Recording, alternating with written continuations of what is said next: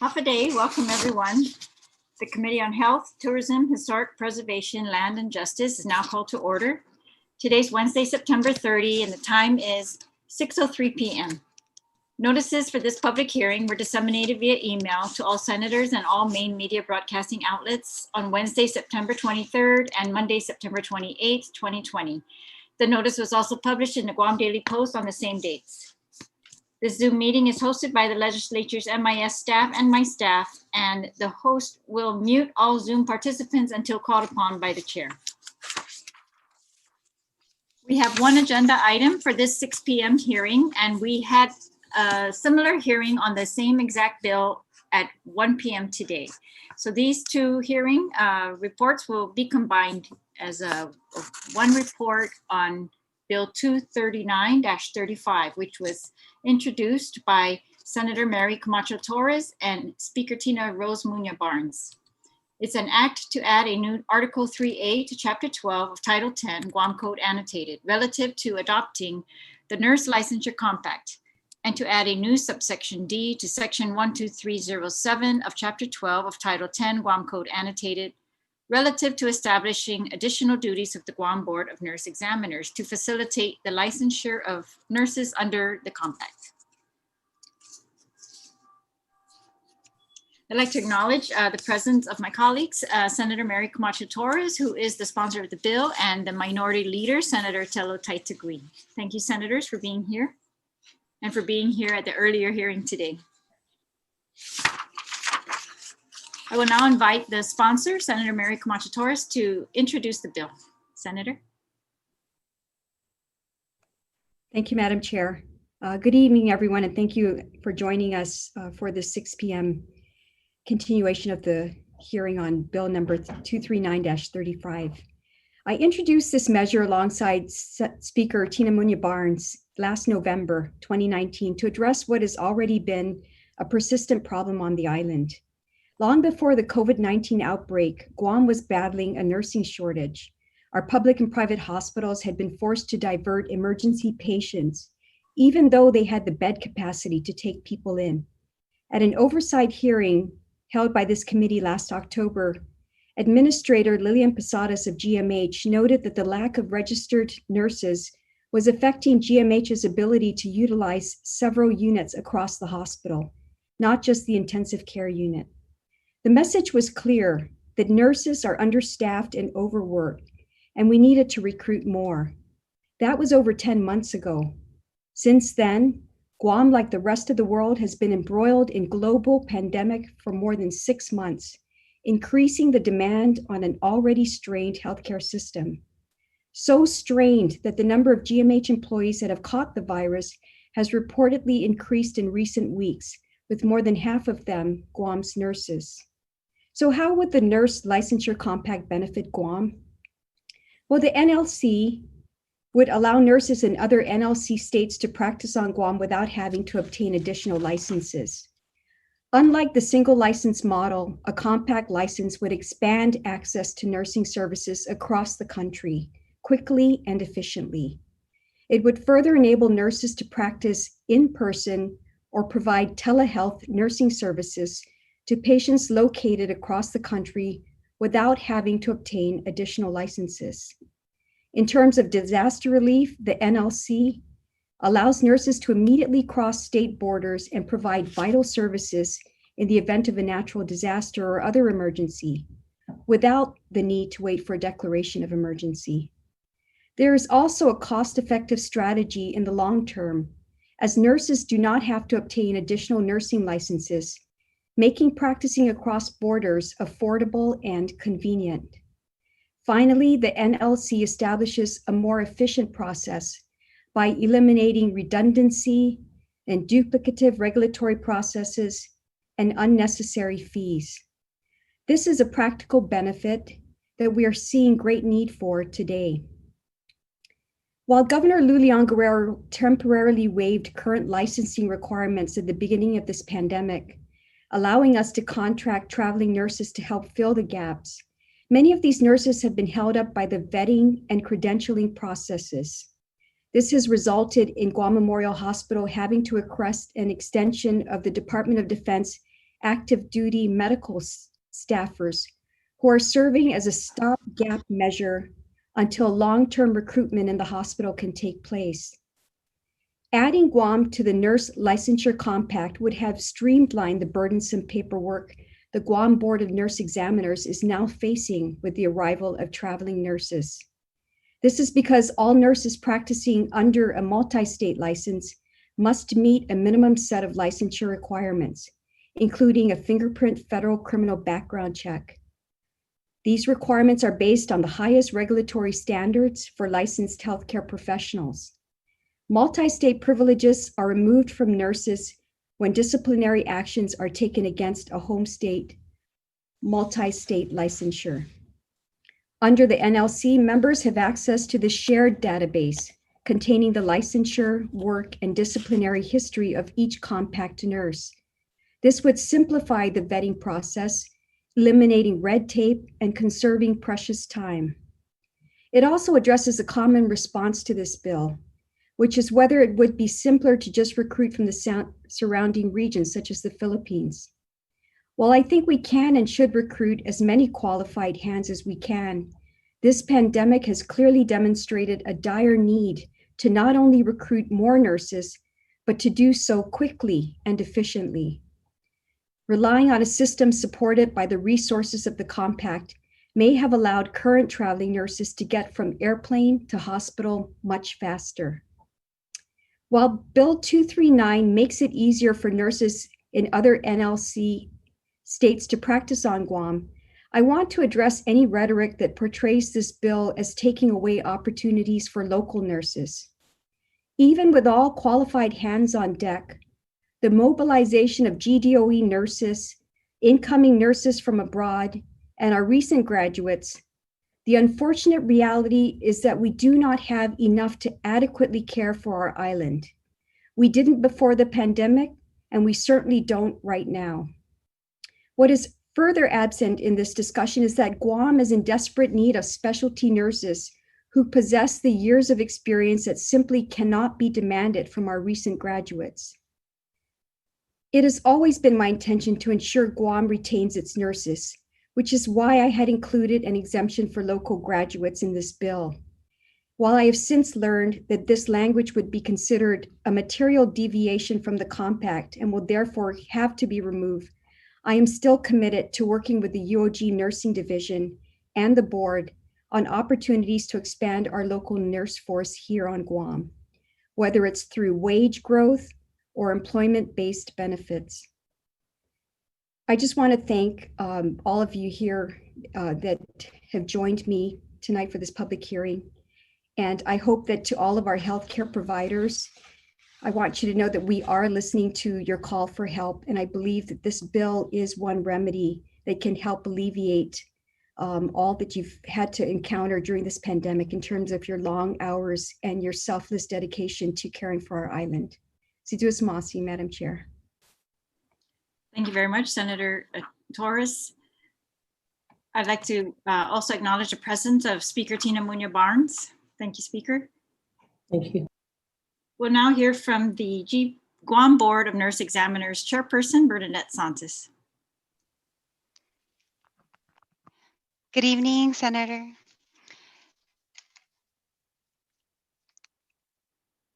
I'd like to start off first by thanking our bill sponsors, Senator Camacho Torres, Senator Tina Muñoz-Barnes, and of course, Madam Chair for the public hearing this evening.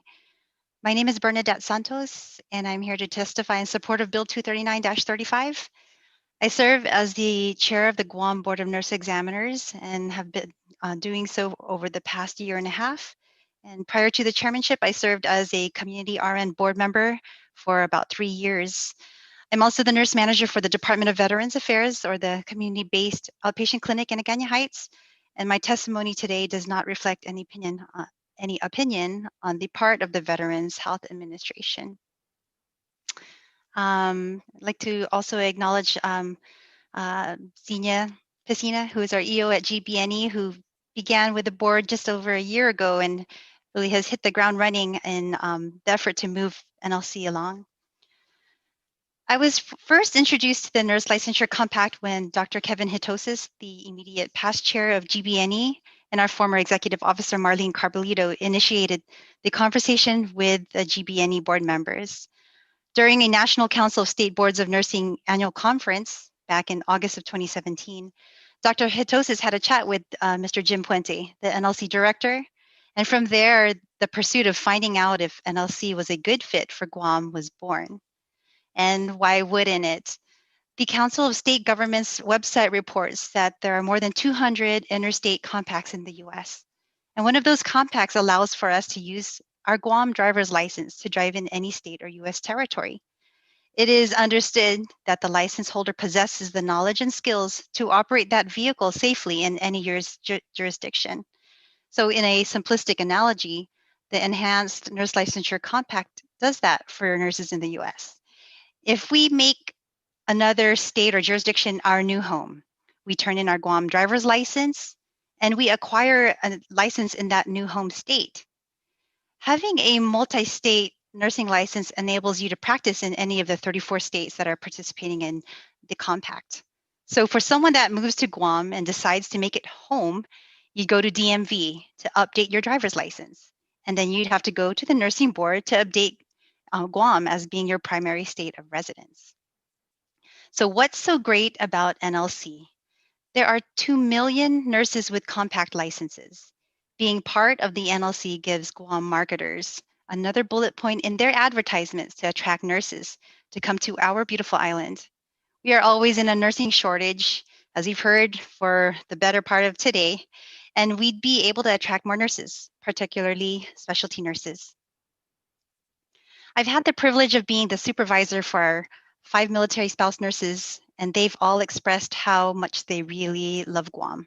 In fact, one just informed me that she and her active duty husband love Guam so much that they put in for an extension to stay and were approved. NLC would relieve military spouses coming to Guam from having to endorse their license to obtain a Guam license. I've personally heard that some military spouses regard having to go through the process and to pay for a Guam license as a barrier as to why they just don't work while they're stationed on Guam. They're nurses who, these are nurses who could be in the workforce immediately. I've had 4 stellar military spouses work for me just in the past year. And though it's only been a short while, they have made such a crucial contribution to my facility. Being part of the NLC could entice more nursing instructors to teach online nursing courses for our ever-growing pool of Guam nurses seeking graduate and doctoral studies. I personally know of at least 10 nurses who have obtained either their master's in nursing or a doctoral degree just within the past 2 years. Our Guam nurses want and deserve these opportunities for higher learning, and NLC helps with that. The NLC brings the ability of nurses from other jurisdictions to provide care to patients via telehealth. So examples of nursing care could include telephone triage, nursing supportive care for diabetes patients, patients with congestive heart failure or COPD. Telehealth communications include interactions either by phone or video conferencing or secured messaging. The nurses must possess the privilege to practice on Guam while providing care from thousands of miles away because the nursing care being delivered is for a patient who's physically on Guam. The most recent relevant example of how NLC would benefit Guam is related to the current pandemic. In times of emergency, if we are a part of the compact, travel nurses could come to Guam and provide nursing as soon as they step out of the airplane and after they've received adequate amount of rest. Back in March, GBNE members contacted nurses on the GBNE emergency response list to see who would be able to help out with the pandemic. I sent a message out through social media, Facebook, Instagram, and to WhatsApp chat groups asking nurses who would be interested. They would email me, and I received about 200 emails. Some 200 emails were received and sent and forwarded to the GBNE Secretary for Licensure Endorsement or to the various agency heads to recruit these nurses in their respective departments. I recall receiving an email from a nurse in California I believe he was a former Guam resident, and he was offering to pitch in to help if any emergency telehealth services were needed.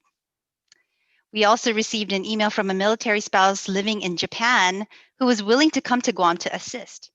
And so the NLC would help to facilitate these offers of help. And so senators, thank you again. I know that you heard my testimony earlier, but I just wanted to point out a few more things. Nurses still have the option of applying and renewing their Guam licenses as a single state license. I wanted to make sure that those who are listening, because I know there were others earlier that testified who may not have caught that we are not converting to only multi-state. We will continue to offer single state licenses. Nurses applying for multi-state license have to meet the requirements that GBNE sets forth, in addition to the requirements that the NLC dictates. And these ensure that all jurisdictions are confident that the nurses meet a minimum set of requirements to include federal background checks and fingerprinting. Nurses with troubled histories won't be able to just come to Guam and hide from their past because GBNE participates in the nursing system, SNURSYS. This is a centralized system that stores information about nurses and any enforcement activities in their past. So getting NLC passed on Guam is a huge undertaking. But as a board member of the Guam Board of Nurse Examiners, I view this as being something that's completely attainable because the NLC team and Director Jim Puente, who's here with us at 3 o'clock in the morning or somewhat Chicago time, have provided support whenever, wherever, and whatever time we need them. We've gotten support on preliminary activities to include NCSBN funding for digitizing of records and working towards implementation of ORBS, which is a program for licensure management and discipline enforcement. And I'll leave those details to Xenia Piscina, our executive officer. If Guam passes the NLC, we will be the first U.S. territory to join the compact. This would be a positive welcome after Guam was in the national news of being one of the top hotspots for COVID-19. Apologies. Our fellow nurses in CNMI are closely watching the steps as they've expressed their intent to follow our lead, should NLC be passed.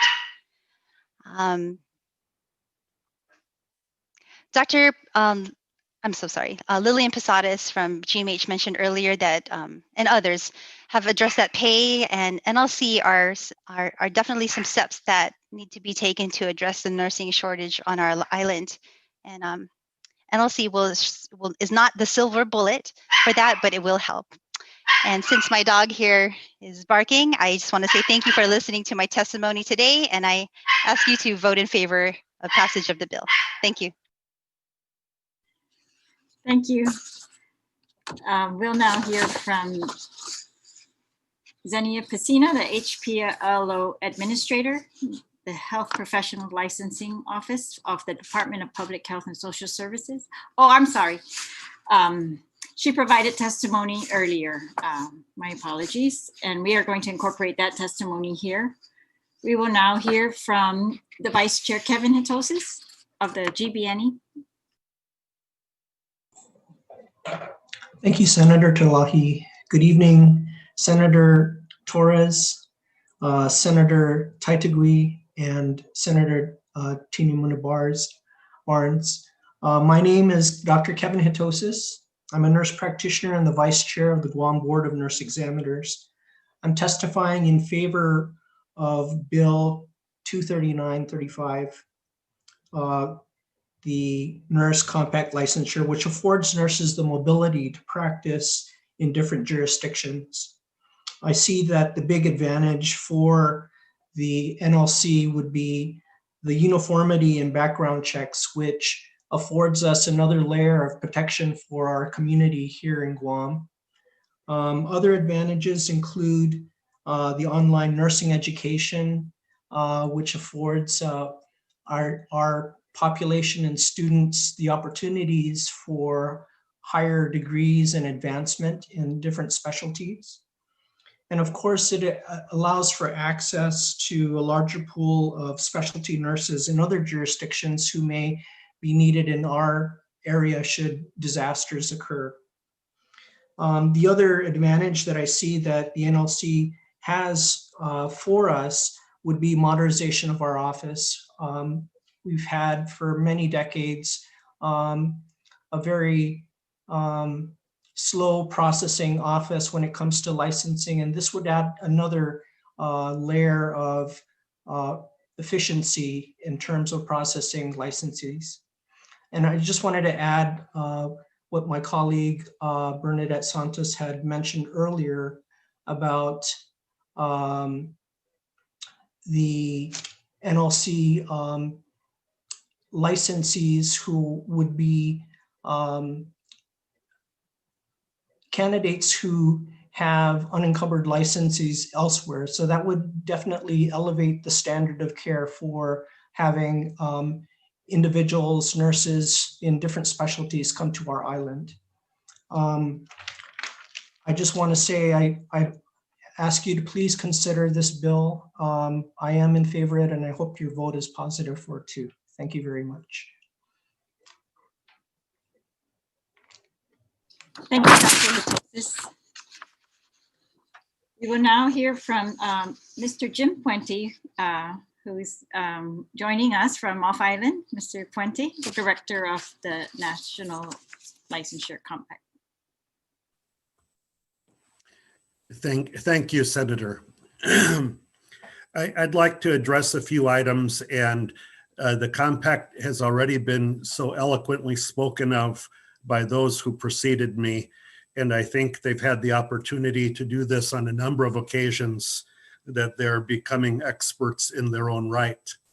So I really will try not to repeat anything, but I am the director of the Nurse Licensure Compact for the past 12 years. There are currently 34 states in the compact, and we anticipate that 8 to 10 additional states will introduce legislation in the next legislative session. Bernadette Santos mentioned correctly that the Mariana Islands, as well as the Virgin Islands, are closely watching this in Guam because they intend to follow suit and join the compact as well. And I have every reason to believe that Guam will be successful with this. So keep in mind that that is because this is the first territory to consider the compact, and for good reason. You've heard people allude to the process of obtaining a license, the application process, the time it takes, and the fees. Unless you're a nurse who's gone through that, you probably underestimate it. But if you even know a nurse who you can talk to about it, you'll know that it's a burdensome process.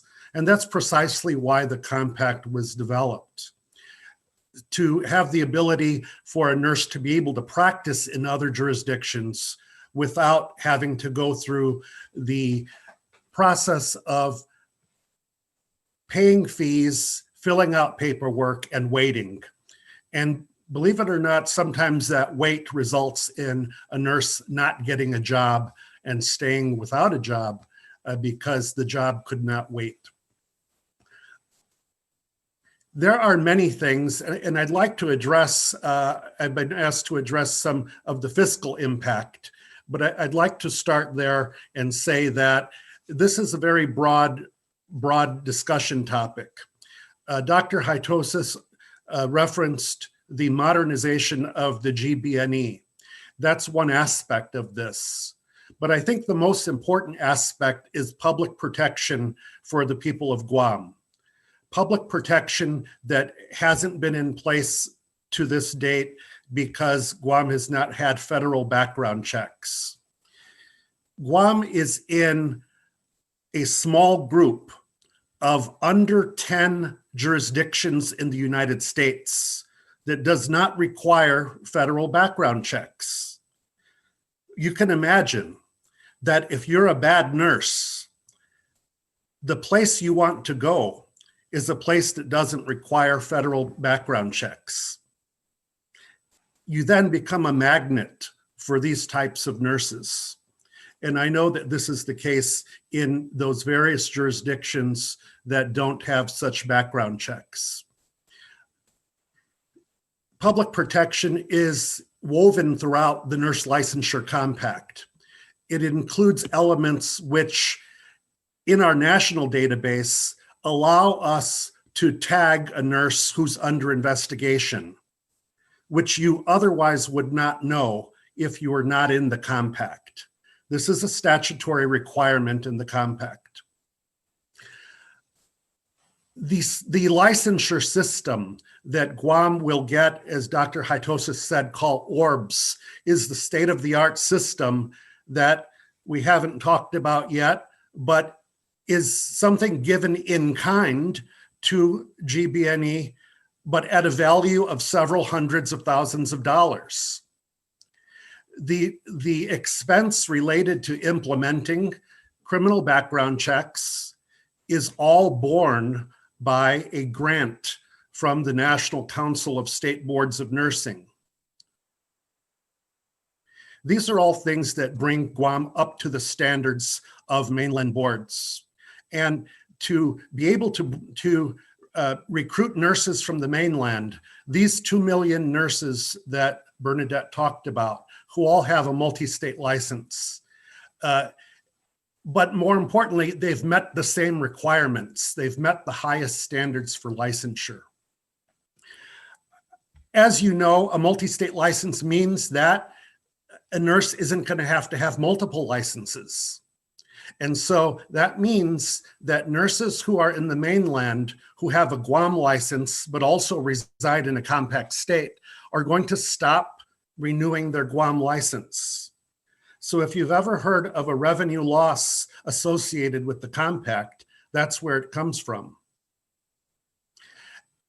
The fortunate thing is this is going to be very manageable, and that revenue loss is going to be probably a wash.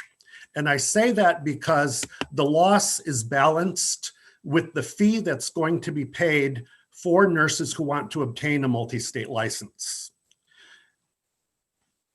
Currently, you have over 40 nurses on the island who have a Guam license and are a Guam resident, but also have a license in a compact jurisdiction.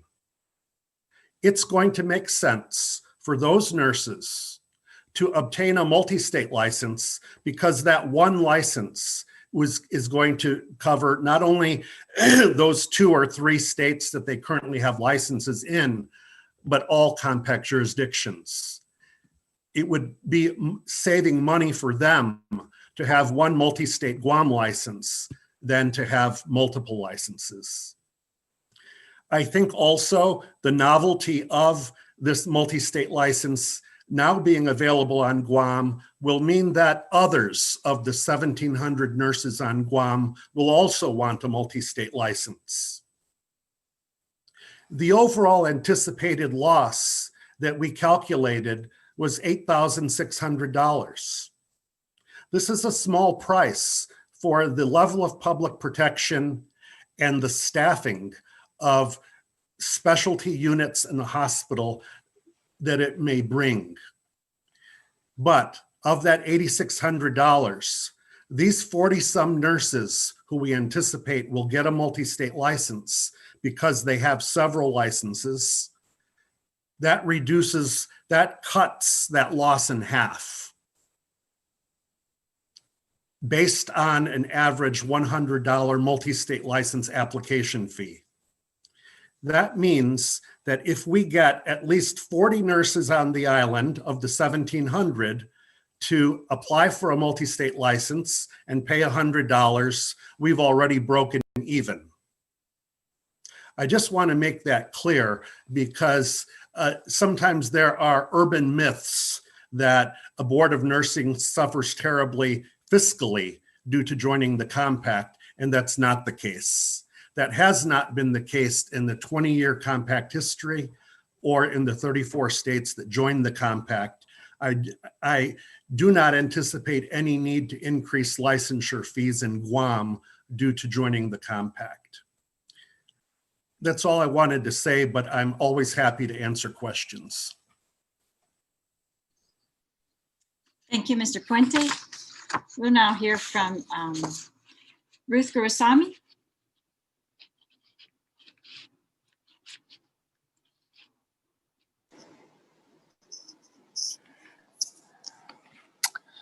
Okay, I'm going to read my testimony so I stay on track and not deviate everywhere. Can everyone hear me? Yes, we can. If you can limit your Okay. testimony to about 5 minutes, we'd appreciate that. Thank you. Okay. Good evening, senators and community members. My name is Ruth Gurusamy. I'm a nurse in the community serving in many different roles. I serve as a practicing registered nurse, as a clinical manager, and owner of a healthcare company on Guam called Health Services of the Pacific. We provide healthcare and personal care services to over 4,000 plus people in this community. Recently, March 18, we were called by the governor to assist with the pandemic. We are also providing medical oversight at the quarantine facility. Today, we employ a total of 150 plus employees. 80% of the employees are healthcare employees that provide direct patient care. Today, I provide verbal testimony for Bill 239-35. I am in full support of the bill for the following reasons. There's 3. The bill is going to address the chronic nursing shortage. And I think the best way to describe that is my experience. The shortage reported today is not a new problem. In 1986, my first job on Guam was at GMH ICU. On my first day at work, I was assigned to orient with the head nurse. On arrival to the unit, I learned there were only 2 nurses scheduled for a total of 9 ICU patients. Today, I do not think GMH allows the shortage to be as critical as it was in 1986. However, the shortage in many of the critical areas of nursing exists, making it extremely challenging and forcing management to make decisions that impact and address the needs of the community. And most people in this community do not understand that. The nursing shortage is chronic. Nursing is a tough job. Attrition rates for nursing on Guam exist. These issues persist locally, nationally, and internationally. As a result, many of the states in the U.S. have joined NLC for the quest of a multi-state licensure application to help address the healthcare shortage. Nurses want to move, and so multi-state helps them with that. In a recent 60-minute segment, nurses were interviewed sharing their stories of going to New York City to help with the COVID crisis in the ER and ICU. It is important to mention in this bullet that the physicians in Guam have implemented a multi-state licensure back in 2018. The second issue of why I support this is it helps expand the nursing network and professional collaboration.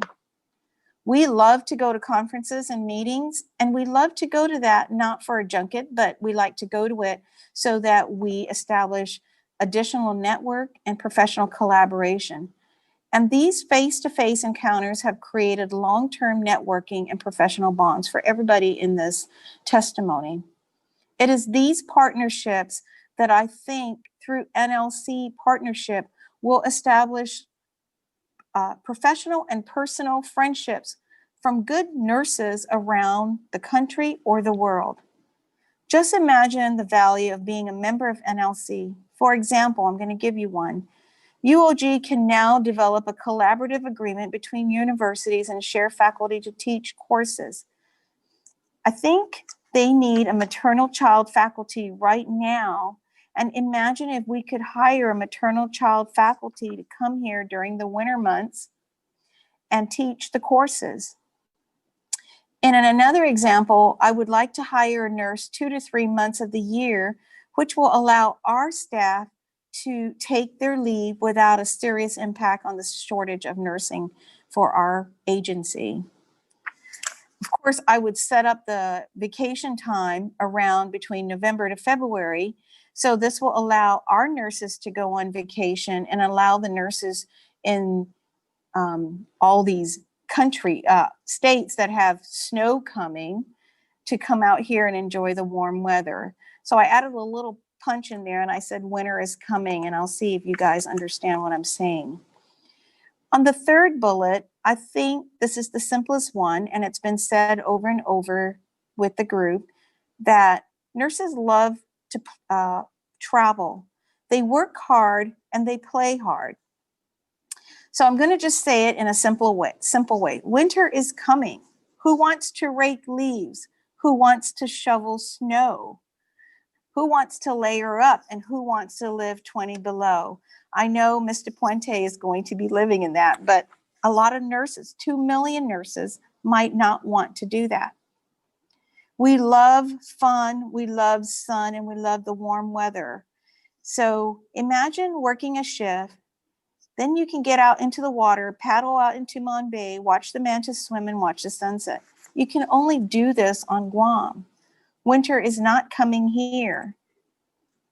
Tell me what young, energetic nurse will not jump on this idea if we can partner as a multi-state compact.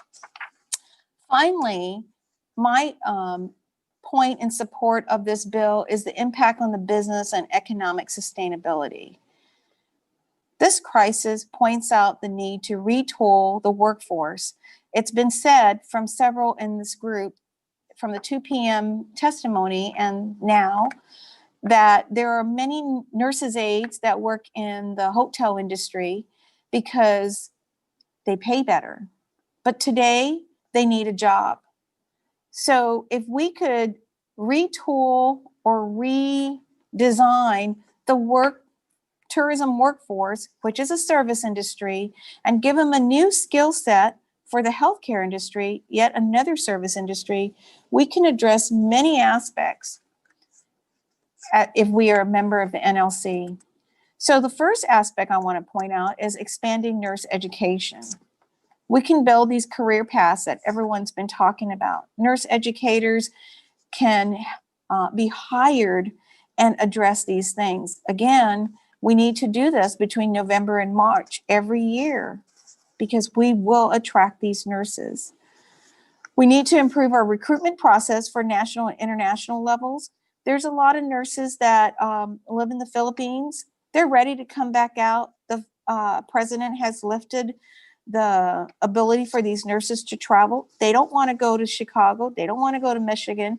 And most of your multi-state are up in the East Coast area. So they're going to want to come to Guam. We could eliminate hiring through a staffing company. The cost of, we all know what the cost is for a traveling nurse. It's no secret in this community. So I think we can remove the middle person, which is that traveling company, and directly hire some of these nurses and pay them a good salary. And it's similar to what we're paying our nurses here. I mean, the nurses here, they just look at the hourly rate, but they're not looking at all the other benefits that we're probably going to lump into some of these nurses that come here for short periods of time. You know, with this NLC, being a partner of NLC, we're going to be able to expand the delivery of healthcare in this community. GRMC and GMH can open up more beds, creating the demand of all support for the nurse at the bedside. Imagine the impact that would be for staffing, supplies, and more revenue for these facilities. It allows for a broad scope of services in the community. Enough studies show that a healthier community when patients are discharged early from the hospital is the key in a healthier and happier community. And we can actually keep these people out from being sick.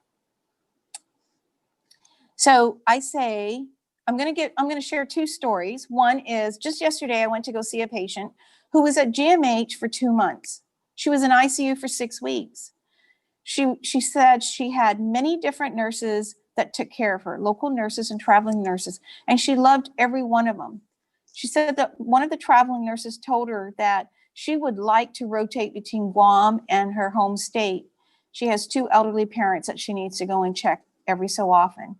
And the nurse told her that if the licensure issue is not such a big issue, she would consider becoming an employee of GMH and rotating back and forth.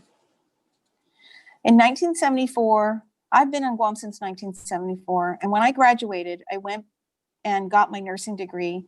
I told my dad, I want to go back to Guam because there are no malls, no freeways, and there's warm water. And my dad said to me, it's going to be very hard. And I said, okay, that's fine. I'll just do it for a year. Like I shared in the beginning of my testimony, that was back in 1986. I'm still doing my 1 year because every time I think of completing my 1 year, I realize winter is coming. So to the senators, I say, winter is coming. Pass the bill. The challenges Guam will face when this becomes law is the ability for the government of Guam to quickly implement the nursing licensure process to meet the licensure compact requirements. Xenia has assured us, nurse managers, that they can make this happen quickly. It is important to mention that the private sector tends to implement things much quicker and in a much more cost-effective and efficient manner. I would like to see this happen with the implementation of the NLC licensure. Senators, it is your responsibility to make sure the welfare of the whole community is cared for.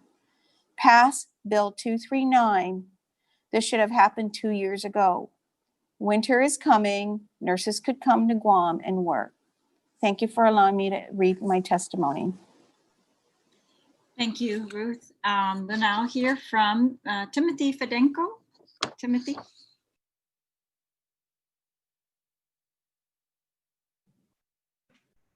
Good afternoon, Madam Chair and Senators. Thank you for the invite.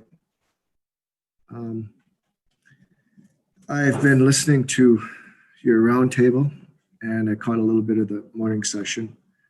And it's true, I am the president of the union and we represent the nurses in GMH, DOE.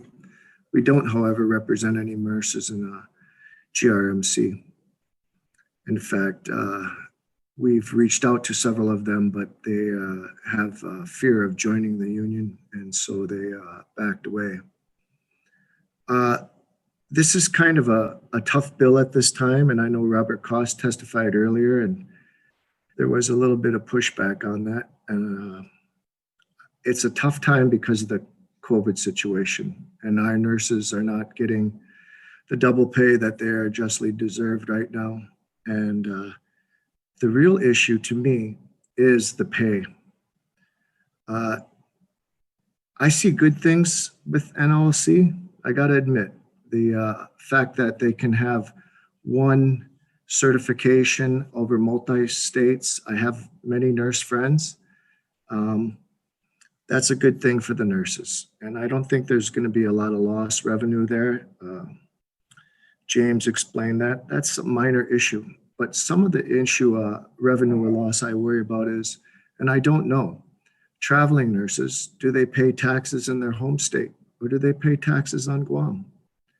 This income tax could be a lost money that we have if we have many traveling nurses. The other thing as well, I worry about the UOG and the GCC nursing school program. It's a great program. It's one of the best in those on those campuses, and it's really highly sought after, including by my daughter, but who wants to stay on Guam and live here forever as well. I understand winter. I come from the great state of Wisconsin, and winter is a very, very, very good ploy to get people to come to Guam. But if the cost of living, which is really high here, and the salary, which we've all agreed is low, extremely low here, is this creating a portal for import or a portal for exodus as our young people in Guam who are receiving nursing degrees from UOG and GCC see the opportunity? I've looked at the salaries on the NLC website, and they're $20,000, $30,000, $40,000 more in some states. I worry that it could be a portal for an exodus. Also, Robert Koss did bring up a point where, since we do represent the nurses on the front line, in the trenches, not the management, that the fear of getting, and Mr. James Puente expressed that too, that you have a register that if there's a problem, then it's registered, and all hiring hospitals can see that, which is a good thing, right? But on Guam, we have a very, very stringent requirement and vetting of to see who is the safest to practice on for our nursing professions. So that being said, if it was a database that said this person was guilty of this malpractice, that would be different. But when there are allegations, then those people cannot, until the innocent until proven guilty, is what I'm trying to say to you. And I fear that this is a flag against my supporting this bill. We've had a doctor at GMH who was a whistleblower and was on a similar database for physicians, and she was flagged and prevented from getting positions in other hospitals, even though she has not been found guilty of anything wrong. Okay, so these are some of the things I worried about.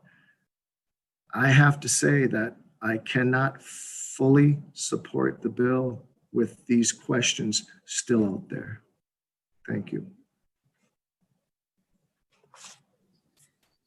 Thank you, Mr. Fedenko. Dr. Teo Cruz?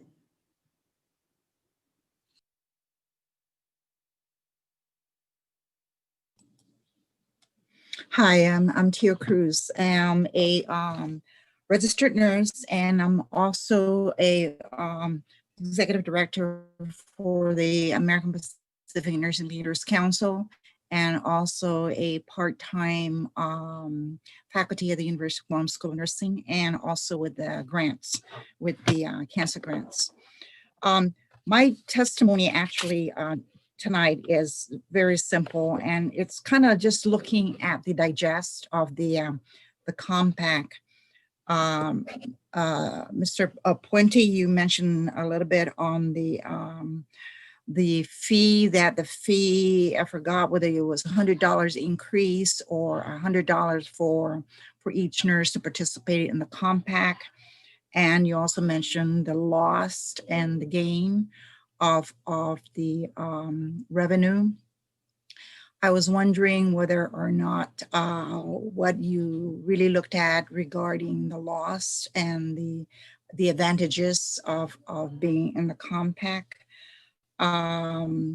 The formulation of the commission for the compact, where is that located? Is it jurisdictional? Is it going to be in the National Council main office, or where is that normally going to be situated? The part of the role of the commission was to hire and fire, to set standards, to negotiate contracts, and to purchase or sell of goods, also to collect money and all that kind of stuff. And so with that kind of a business, to me, it sounded like a business transaction. I'm wondering whether locally, is that something that needs to be reported to the revenue and tax? Do you need to get a license? I'm not really sure, because I'm not an attorney, and I'm not a business person, so I really don't know. But reading through, because Guam is very anti, don't accept gifts, don't the disparities and the reflection of being for or against an individual or a company kind of stuff. So it kind of bothers me to see that, and we're trying to implement this commission, and that's written in our laws. So is the commission going to be part of revenue and tax as far as reporting? And it also says that you guys have the option, or the commission has the option to set guidelines to borrow money, and to accept money, like Tintuli. I know one of the governors on the island was prosecuted for accepting so-called Tintuli, which is a cultural matter here in Guam. To me, the NLC is a good thing. It is a good thing, and I accept that it is a good thing. But right now, I think our priorities is not really trying to get people from off island because, or to recruit from other agencies, because these are all temporary fixes. We need to grow our own. We had an earlier meeting, and I believe that we as professionals, as well as our legislators, our policymakers, need to really address that. And part of the big problem is actually the salary. I'm wondering that if we go with a compact, whether anyone would come to Guam given our salary scale. I don't know if our local people can't tolerate it or is moving out because of the salary. What is the incentive to really get them here?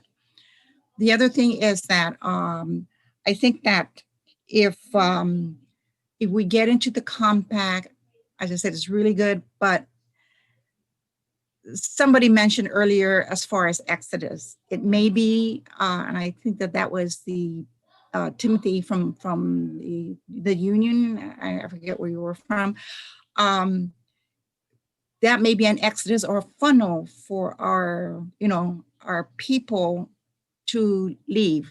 Of course, we cannot stop them, but it's an easier method. Now, we say that this is going to be a more expedient, more permeable process to get a license. I believe that the board's requirements to get a license is pretty much the same throughout, which is really nothing with the exception of fingerprinting. And I've gotten fingerprinting because I'm also licensed in Hawaii, but it's just the process, the Guam process of doing on issuing a license, I believe, is the problem, and not necessarily the requirements. It's the processing, it's a processing component that is the problem. And I just wanted to voice that because I've been with the National Council many, 15 years. I've been the executive director of the board for many years, for 15 years, and I was the one who created actually the HPLO. There.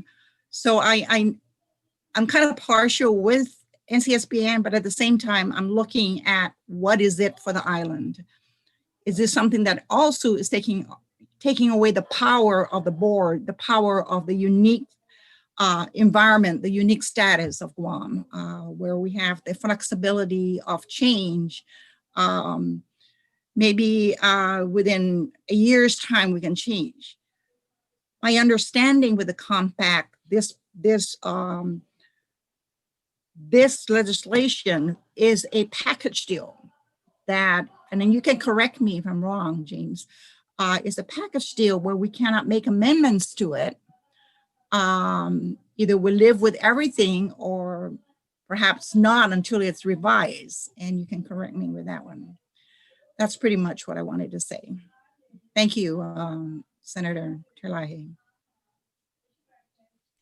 Thank you, Dr. Cruz. Mr. Puente, if you like to respond to some of those questions, you're welcome. I would, thank you. Dr. Cruz, thank you for your well thought out comments. I'd like to first start by addressing what the commission is, because the compact has to have a governing body. There has to be some authority over the compact. And let's take a step back and tell you that the compact is a governmental agency, not a private agency. It's a separate, and I'm glad you know the National Council of State Boards of Nursing, because the compact is a separate organization from NCSBN.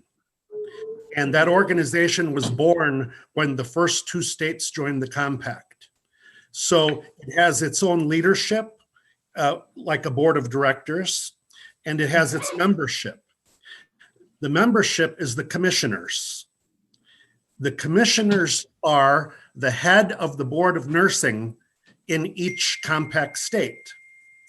So when we look at the commission sitting around a table, Xenia would be Guam's representative at that table, voting on behalf of Guam, etc., playing a role in the shaping of rules and policies that the commission would develop.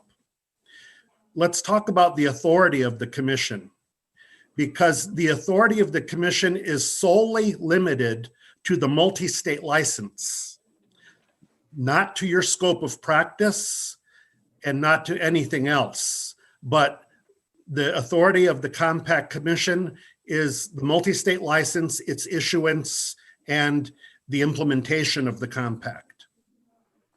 So there has to be uniformity in a compact, because the compact is just another word for an agreement.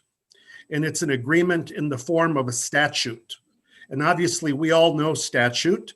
That means it's the law, you got to do it, okay? So in order to, you also mentioned not having amendments to the legislation, and that is because it's a compact. If you can imagine one agreement that all the governors sign on to as signatories, that is what this is. And it invalidates it as an agreement if some of the signatories don't like certain parts of it and scratch it out or put in their own language. It also makes it confusing for the nurses and employers that got to deal with it. So by the rules of contract law, a contract needs to be the same, and everyone who signs on to it is agreeing to the same thing. That doesn't mean that there can't be some non-substantive changes.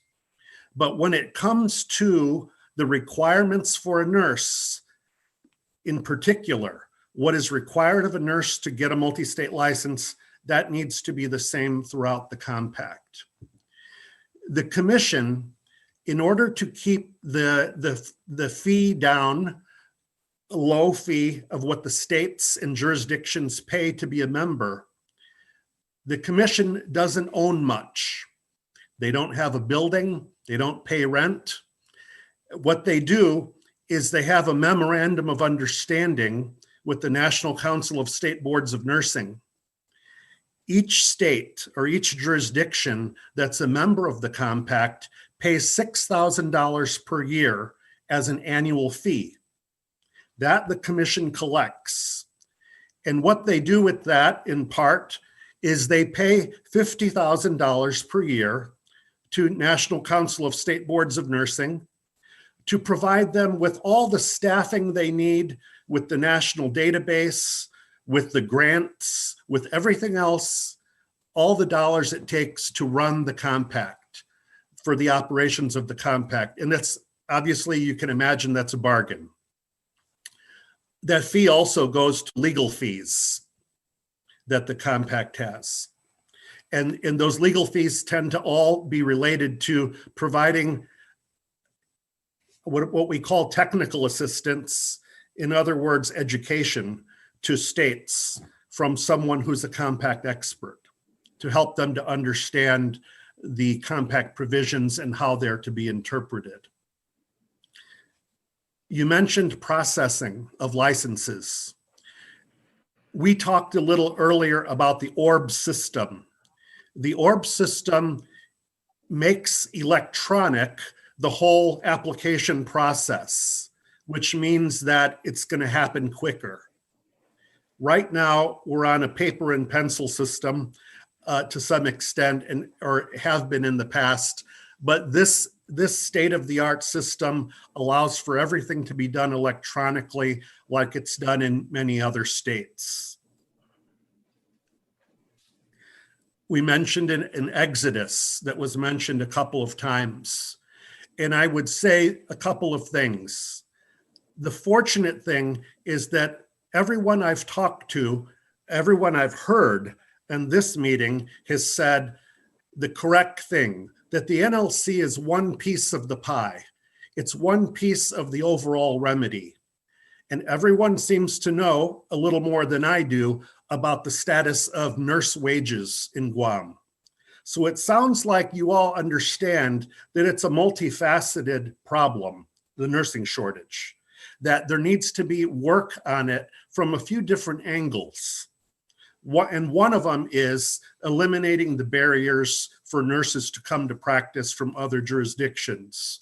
That's what the compact takes care of.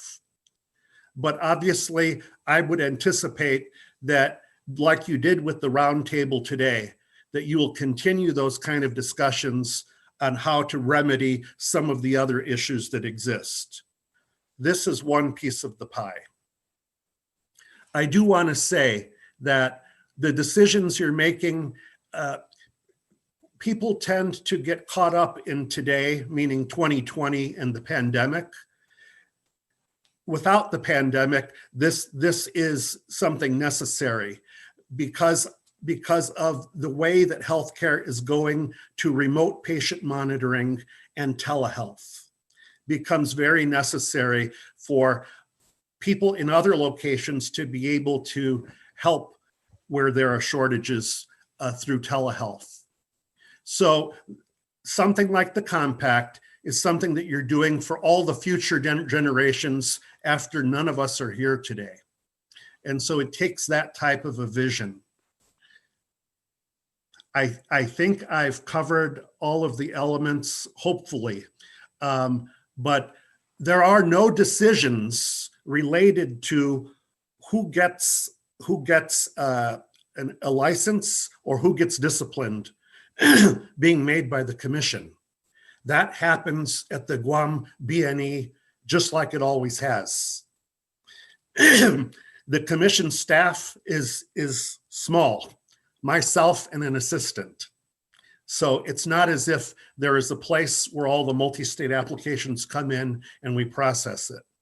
That still happens at the Board of Nursing. And as I mentioned, fortunately, you have a representative from your board who is at the commission meetings. You also asked about the location of the commission. I can tell you that the staff are located in Chicago at NCSBN, but the meetings are virtual like this, where anyone can attend because it's a public meeting and anyone can make a comment because it's a public agency. When we do meet twice per year in person, those two occasions, NCSBN rotates their meetings throughout the country, as you probably know. And we fund for 2 people from the board to attend those meetings. You probably know that.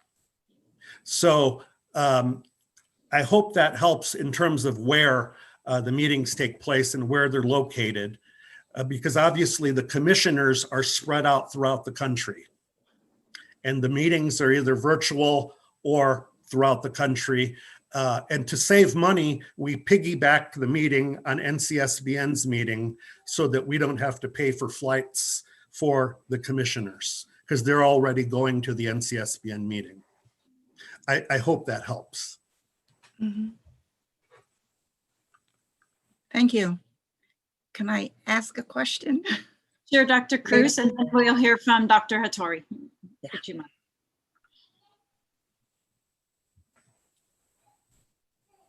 Go ahead, Dr. Cruz. Go. Oh, okay. On the ORFIS, and I'm not saying that properly, I'm not really sure I'm saying it correctly, but who's going to be monitoring the ORFIS? I'm sure that you have a team that's monitoring that. I'm kind of concerned because right now, in preparation for this meeting, I also went into the nurses, and we recently had a renewal, which is like September of last year. And up to today, there's still some people that have not been switched over to being active, that their license have expired in September of last year. and are currently practicing right now. So it tells me that the nurses is not updated. The other thing is that I didn't see any NPs there locally, but I've seen that some of the other credentials of other individuals that I know who are NPs. In other jurisdictions, it was meant that they are licensed in the jurisdiction, not Guam. So I'm wondering why, or somebody going to be monitoring the office so that to make sure that if Guam queries it, that it is up to date and that it is accurate. Thank you. So. Jim, I can answer that. Hi, this is Zena. Sorry, I testified this morning and I just zoomed in. So Dr. Cruz, in regards to the nursing system, so remember we were half paper and half pencil, or I'm sorry, half paper and half electronic. We had to move over 1,000 plus charts from a storage area back to HPLO or back to the office. So during the automation process, we were actually assisted by NCSBN. They gave us funding to input all those files into an electronic version in preparation for ORBS. So it's a progress. We're still in the progress of getting all the charts in the electronic system. We are in the process of scrubbing the data as well. So we do have a few, but most of the applicants have been upgraded already. So it's still progress in the making.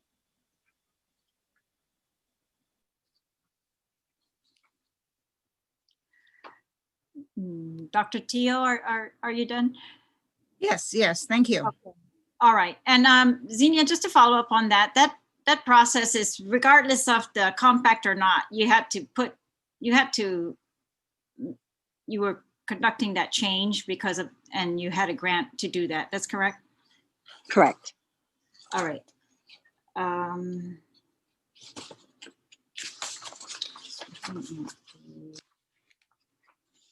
All right. Dr. Margaret Hattori Uchima she's got a Oh, hi, Thunder. Oh, there you are. Sorry, my Okay. my connection's terrible, but I testified earlier, so I was just here if you had any additional questions and was just listening to the testimony. And Okay. I'll submit my earlier testimony in writing also. All right, Thank great, you. thanks. Yeah. We also have additional testimony in writing, again, from this morning from from Jennifer Cruz, from GRMC, and from Nikki Shin. And so I'd like to now open it up for questions from the panel. I will start with the sponsor, Senator Mary Camacho Torres. Yes,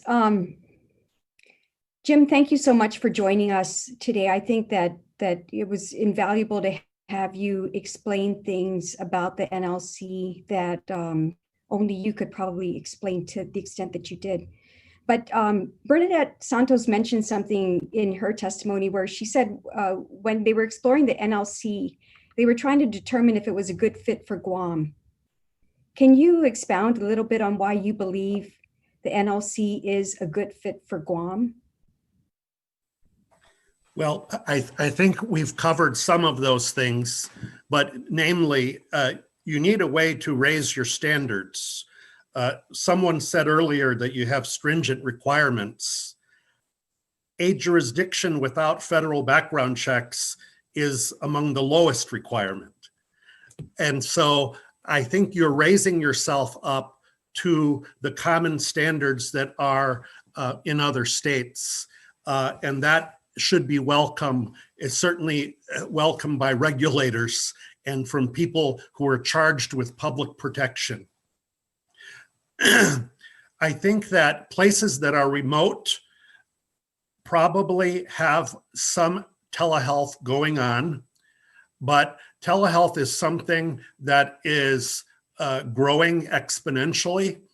And so I think that places that can benefit from telehealth need to position themselves for the ability of practitioners to assist them with caring for patients via telehealth. And of course, that requires licensure in your jurisdiction. And the compact does that. I think overall, because the NLC is one aspect, you may or may not be familiar that the other part is the Advanced Practice Nurse Compact, which was adopted in August by National Council of State Boards of Nursing. You certainly have advanced practice nurses. Advanced practice nurses help to fill the gap where you may have a physician shortage. And the advanced practice nurse adds another layer of assistance to Guam if Guam were to join the Advanced Practice Nurse Compact as well in the future. So the other thing is that we will eventually be at a time when all 50 states are in the compact. There is not a good reason for any one jurisdiction not to be in the compact. This is what is a typical example of common sense legislation. And to any employer of nurses, to any nurse themselves, they call this quite plainly a no-brainer, and can't understand why their jurisdiction is not already a member. Let's be clear that greater than 90% of nurses in any jurisdiction want their state or territory to be in the compact. And when we survey union nurses, 2 out of 3 union nurses want their jurisdiction to be in the compact. So this is not something where you will find a lot of opposition to, because it can only help.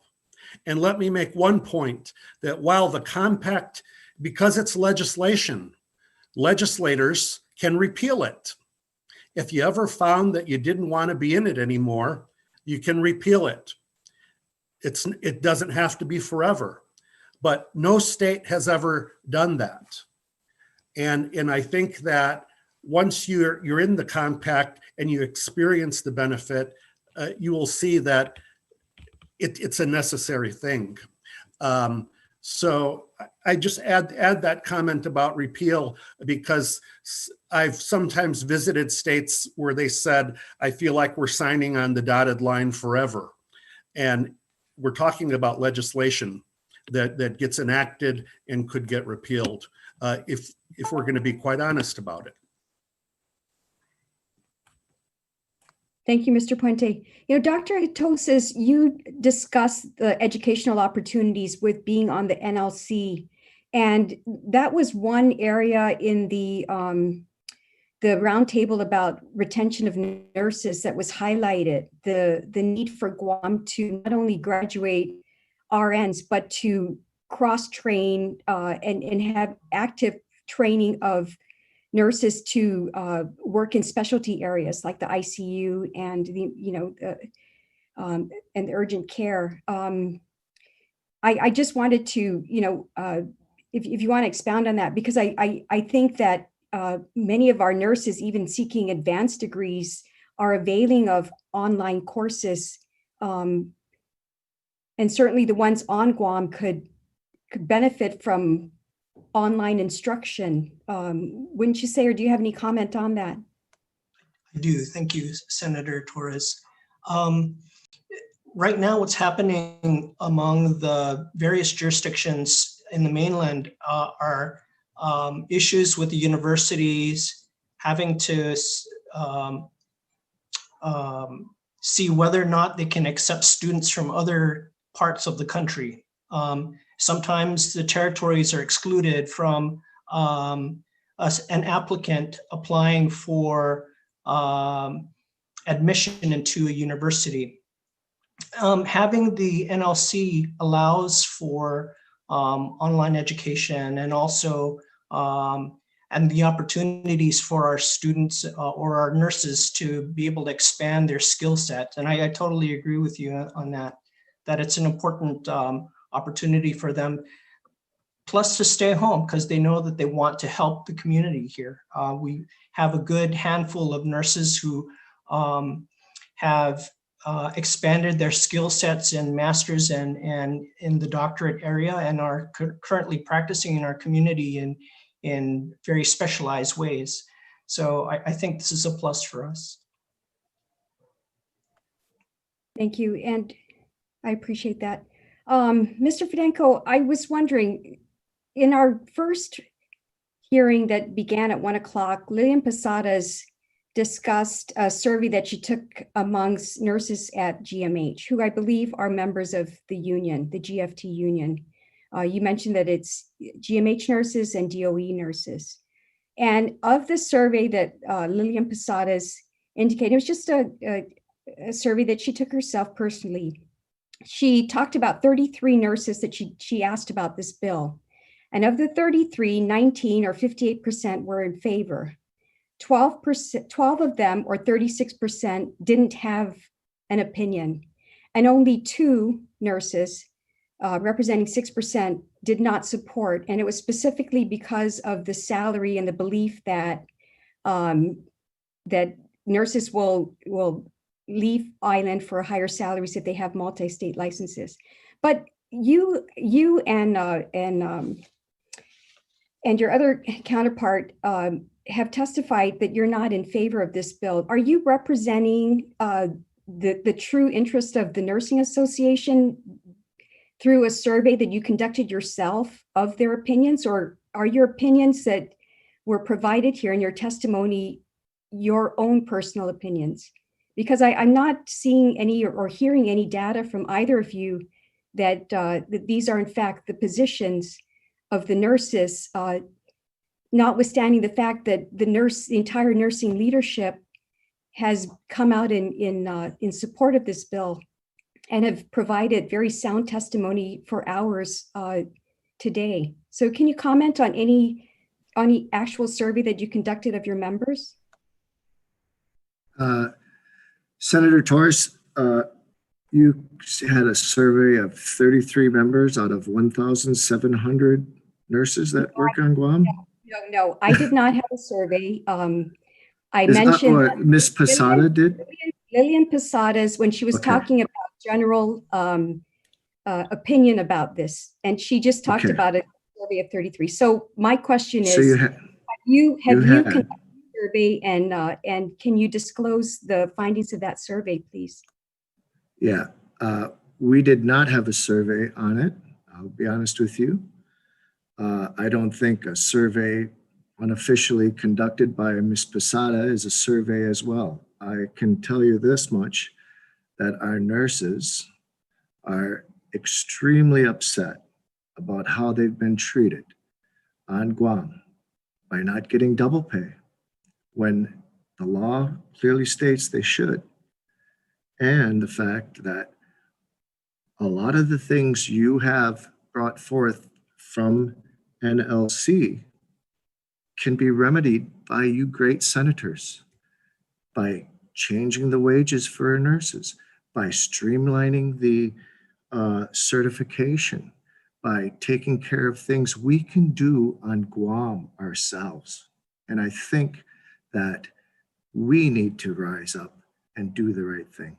There's no survey. I just got this invitation a couple days ago, but our nurses are leaving whenever they can, and they're retiring as soon as they can. And DOE nurses do not want to go into the hospital.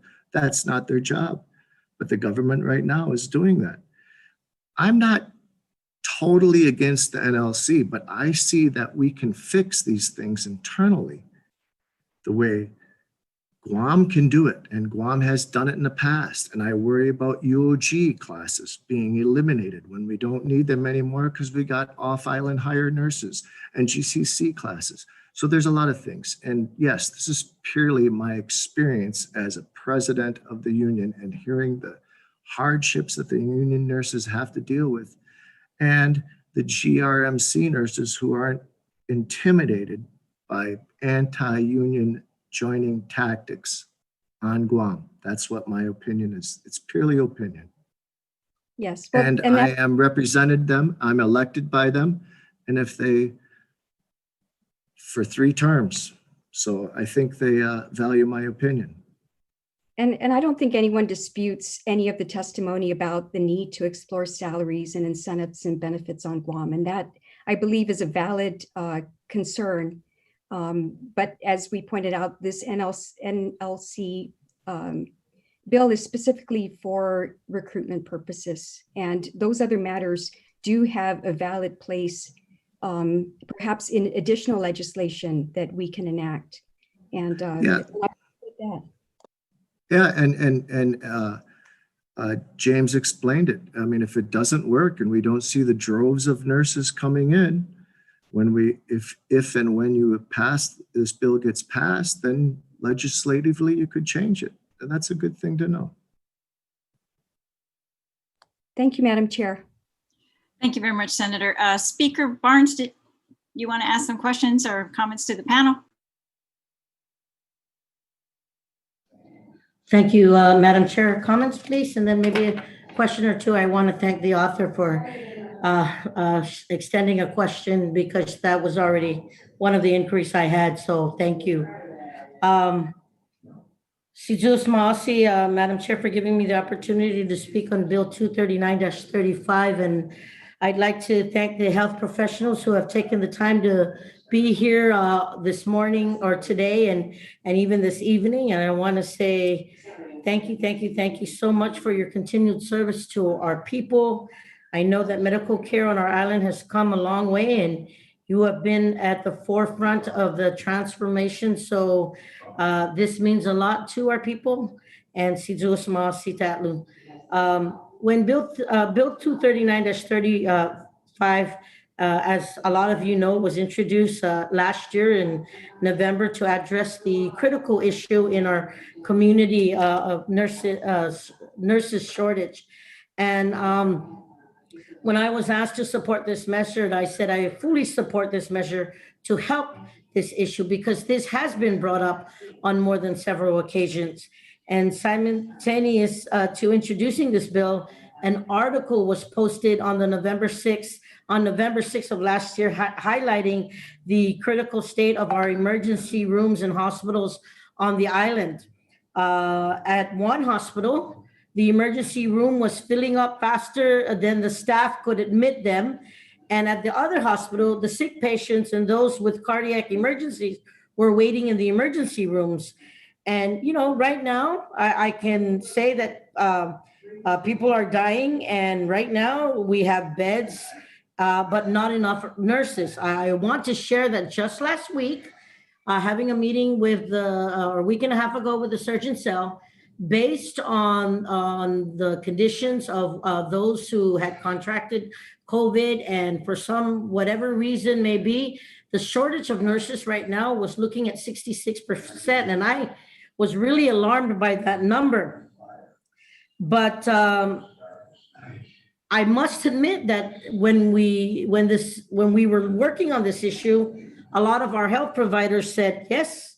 They've repeatedly said that there is a shortage and we need to do something about it. And that's why this was passed. And I know that this measure is long overdue and could help solve the persistent problems of the shortage of nurses practicing here on Guam. And to date, I know that numbers were floated this morning, and I just want to reiterate what numbers I took this morning, and maybe I'm wrong, and maybe Zena or Bernadette can work with me. There are 70 advanced practice registered nurses. There was 1,205, I think, registered nurses, and then 169 licensed practical nurses. And then I think there's, I know my niece is one of them, 368 certified nursing assistants. And when asked, when shared this number with Surgeon Cell and some others, they said, yeah, based on those numbers, there is still a major shortage here. And I want to say that nurses who meet the uniform licensure requirements are allowed to practice in jurisdictions under the compact. And this, I think, gives our island the opportunity to welcome, again, I think Jim mentioned it, 34 states, over 2 million nurses that we can look at, whether it be temporary or more permanent. And because reciprocity will kick in, unless I'm mistaken, I think that this can do a great justice for our service, because it's not just receiving the nurses, it's the reciprocation back and forth. And that's one thing that when I was talking to NLC earlier, that reciprocity was near and dear to my heart. And I must say that I think that this may also open the door, Madam Chair, for nurses who left Guam, who may have a license in a compact jurisdiction, to come back home. And I'm hoping, the same way I tell my nephews and my niece, please come back home. You're practicing back there. Come back and serve your island. So this this compact licensure for Guam, I think not just open the door for nurses who left Guam. I think that they can come back and don't have to go through all the redundancies of having to get licenses. I think Jim brought up and others brought up about telehealth, online nursing education, the opportunity for qualified military spouses who want to contribute. I know that when my mom was at GRMC and another family was at GMH, the talk of not having enough nurses and even nursing having to pull double time and sometimes being even scared about it. So when this was talked to me, relayed to me, I said the commitment to working with my colleagues would be very important to me. And I know that COVID had a lot to do with this, Madam Chair, but I have always emphasized the fact that if we work together, we bring everybody to the table, if we bring up all the concerns, that maybe the resolutions or the recommendations or the amendments can be included in legislation. Because you know what, when bills become law, it may be good today, but may not be good tomorrow, or may have been bad back then, but be better today. So I've always believed that in the spirit of cooperation in ophthalmology, that we can bring this together. And I've said, I want to apologize, Madam Chair, for having to leave earlier. There was an urgent health issue that came to my attention that needed support from our health industry, and the family had asked me to facilitate, and that's why I had to leave on that urgent call.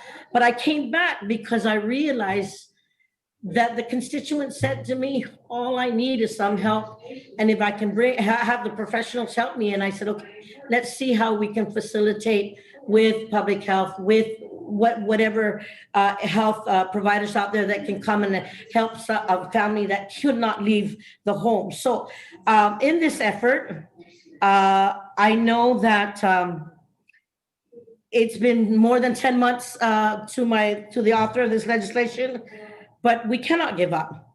We take all the comments, the pros and cons, and I think that if we can at least address some of the concerns, I think we can make this and even strengthen this bill to be better.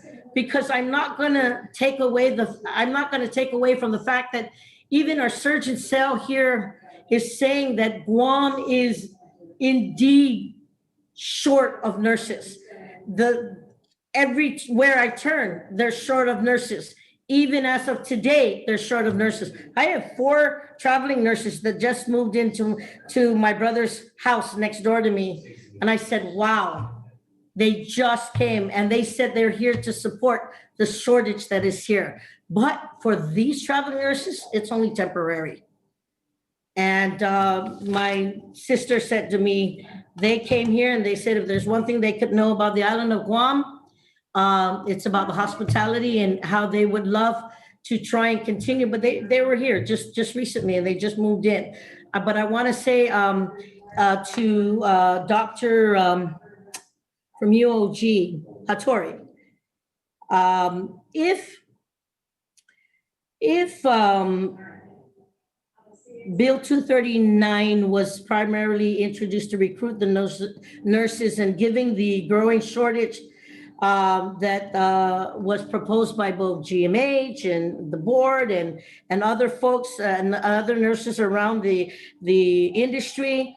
If we were to increase nurse scholarships or even look at incentivizing and giving incentive to nurses, would this help address the retention for nurses to stay here? You brought it up this morning, and I just wanted to see if the delineation of what is it going to take? Is it going to take just the pay increases? Is it going to take the pay increase plus other benefits? Well, I think that's a great question. And Legislation. Oh, there, yeah, Mark. thanks for asking. Yeah, sorry, great question. Yes, and Lillian brought up, remember, that another issue is that when the new graduates finish their payback, that they're there for 2 years and then they leave off island, primarily because of the pay. So pay is a big issue, but there are other things that GMH brought up, such as, and they've tried, right? They're giving a differential for specialty nurses, but some other hospitals and actually even other employers on Guam are providing tuition assistance. If somebody wants to get, for instance, if a nurse wants to get certified, if the employers could pay for their certification, you would see more nurses trying to get certified, because right now the nurses are paying that on their own. Although I do believe GRMC may be reimbursing that, but GMH is not. And any educational assistance beyond their baccalaureate degree would also be helpful. So, but the base salary is a real key. And if you think about it, and I mentioned in the earlier hearing, the roundtable, but it wasn't regarding the NLC, was that if we can increase our scholarship coverage so that the sophomores are covered, it means that their payback would end up being 4.5 years. Right now, it's only juniors and seniors that are covered. And so that's why they're leaving more quickly. Sometimes they only get coverage the last year, so that's only 2 years. So I'm working with our financial aid office to see if we can reappropriate some of the funds so that the sophomores, as soon as they're admitted in the program, can take advantage of the funding. And that would add an additional 2 years, so they would be here longer. But even at that, having a nurse that's 5 years of experience leave is terrible. So I'm so glad you brought it up, because you're right, it's a complicated issue. We support any measure to bring more nurses to Guam. However, there is that concern that nurses will leave because it'll be easier for them to leave if we do nothing about retention on Guam. So, great question. But you're right, it's base salary, other incentives such as specialty pay. And I don't know if you were at the roundtable, I'm so sorry, but public health, Xenia mentioned that public health nurses don't even get weekend differential.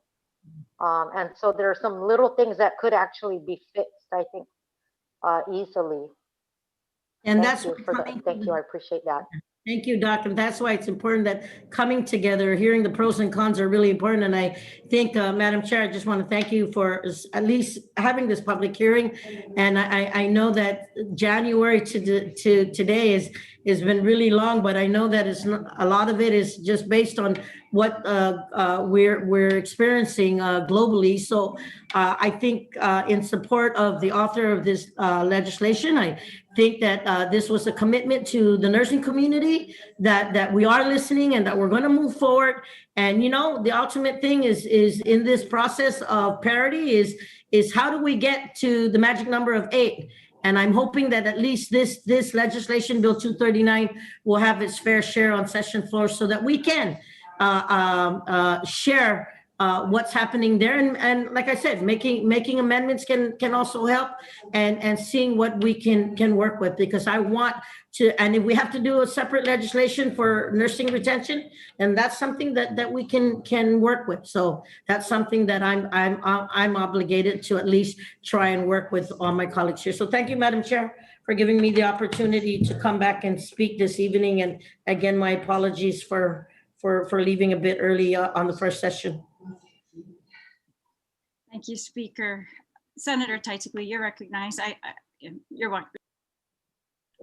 Seduce Masi, Madam Chair. And thank you everyone again, my heroes, the nurses, and I want to definitely try and be a hero to you as well.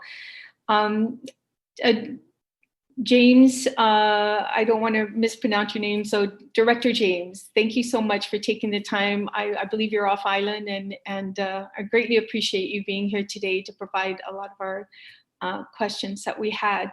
I have Guam, I don't know if you've ever been to Guam, but I'm pretty sure you know where it's at on the map, but have you ever been to Guam? A few times. Okay, great. So you see how far it is, and it's difficult to get here. I do understand that, but Guam being a U.S. territory, this may start the momentum for other territories. But so my question was: is Puerto Rico, U.S. Virgin Islands, or American Samoa, which are kind of remote areas as well, like Guam? I mean, Guam's a little bit further than most of them, but are they part of the NLC? NLC? Yes, are they part of the NLC? I want to say NCL, but it's my dyslexia. It's NLC. Are they part of the NLC? Sure, not yet, but in recent months, the governor of Virgin Islands asked us for a copy of the bill of the model legislation, and they also reached out to the Guam BNE because they said they wanted to know, where are you with compacts? Because we'd like to do that too. So again, as I mentioned earlier, the Virgin Islands and Mariana Islands are both looking at Guam. What's your experience with the compact? We'd like to see how you do it, because we want to do it too. Puerto Rico's in another situation because Puerto Rico doesn't use the NCLEX exam, which is the national exam for nurses. Mm-hmm. They use their own exam, and that's the only jurisdiction that does that. They are, however, in the past year, became a member of NCSBN, and there is some discussion now that in their probably 3 to 5 year plan, they'd like to start using the national exam so that they could join the compact. They have their own issues with hurricanes and things and need help. Director James, you mentioned they're going to be a part of a NCSBN. Is that what you said? Yes. Okay, what does that stand for, NCSBN? The National Council of State Boards of Nursing.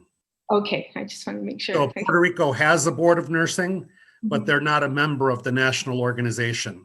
Okay. Thank you for that. And again, thank you for, I don't know what time it is where you're at, but I really appreciate it. And you're always welcome to come back. We need nurses. We really need nurses. So come on. But I think one of the biggest problems that we're facing here is the fact of the funding, the pay to give these nurses to come to Guam. We're all talking about, we need to bring nurses to Guam to help us. We need to bring them. But how are any of these nurses going to come to Guam if they know how much we pay them here on this island? We don't pay very much for our nurses, which is it's a disgrace for us. We should be paying them more money. And if we're going to entice nurses to come here by opening this up, then we need to entice them with money. And I think that's the first step that we need to take is, to put them at a level that is competitive with all the other states, because I just don't see a nurse wanting to come if this should pass and we're expecting nurses to come to Guam.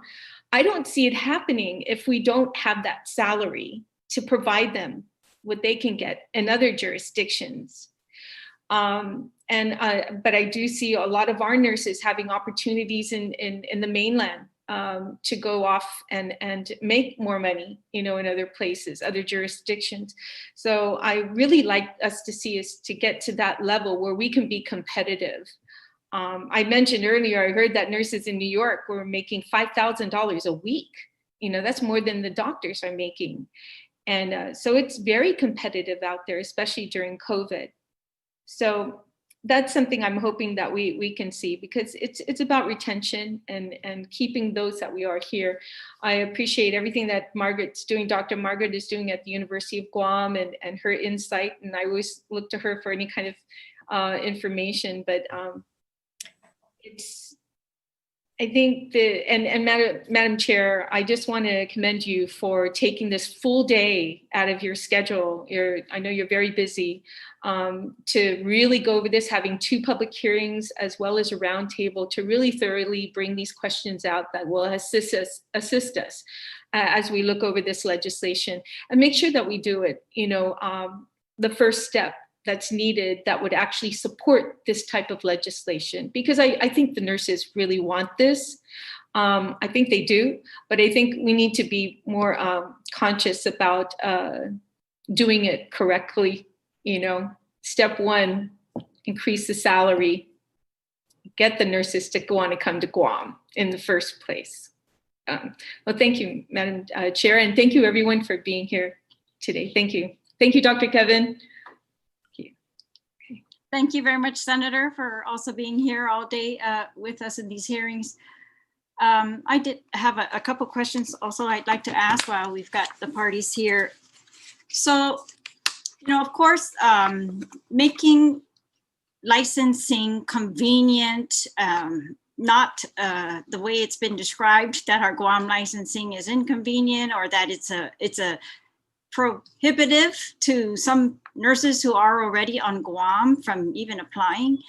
I think those are factors that absolutely should be remedied. I mean, there's no reason for that. And I'm actually, I intend to do a lot more questioning about that. Like, why is it that if it's just a licensing, that's why some of the other states that are not in this compact, they are doing all those things, and they are, not having to rely on another entity to help them. And so for example, there are 16 states, if I'm doing my math right, that are not in this compact. And as I said earlier, some of these include Hawaii, California, Washington State, and pretty much the West Coast, and of course the territories. And I don't think that they had frivolous reasons not to join. I'm sure I'm trying to study very hard why they did not enter, because I feel like this is a very important issue for Guam. Guam's been working for years before my time, trying to ensure retention of nurses, not to have the brain drain that we've had in years past, and to do the reverse. And I thought we've done very well with our nursing programs, scholarships. Well, we've done, some, need to do a lot more. However, I don't want to make a mistake where we do suffer what's not intended by this bill, but that some nurses have brought to my attention. And my understanding is that when this was first discussed with nurse leadership, that not everyone was sold on it at first, because of the exact same concern, and that is that we might lose nurses instead of gain nurses, because while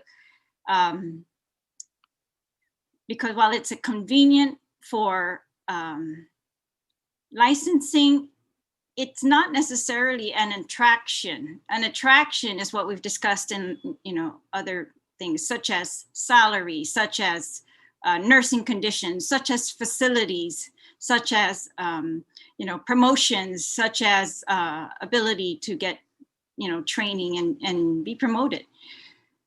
And so I've looked very carefully, and I don't think they're urban myths either. When Washington, D.C., I read, is very concerned, and they might not be in the same situation as Guam. We might be, a little bit better off, but still, they were very concerned about losing revenues from licensing because the nurses do not reside in DC. They reside in the other states, the neighboring states. They come into DC to work. So I could see the revenue. And so revenue might not be a big issue for Guam, because what we would be losing are those who now come to Guam from off island. We license them, and the Guam Board of Nurse Examiners gets to keep the fees. And so the law right now provides that all the fees that the examiners, the board gets, they get to keep, and they're supposed to use for enforcement.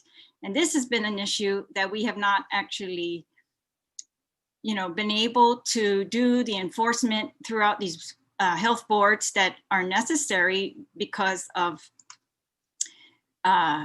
just processing and sometimes the lack of fees. So we're trying to ensure that they get their fees now, and they have full use of those to hire what they need to do the enforcement. And so I just don't want to see, any impact fees wise or revenue wise that's really not been laid out. And I don't think that there is a sufficient analysis that's been provided to us, that's been testified to. They've also, and then it's this attraction. So,